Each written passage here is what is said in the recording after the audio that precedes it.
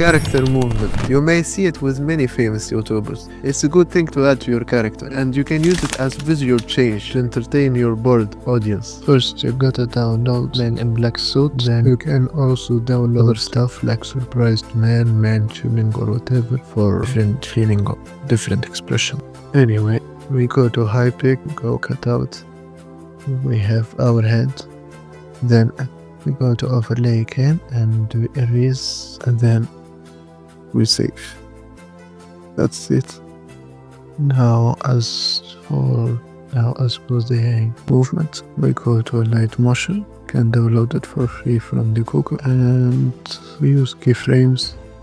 Okay, and after you move it a little bit, that's how it should look like. Just try and you'll understand. Also, you need to add keyframes for the ending. You can use rotation or movement. Also, there is graphs.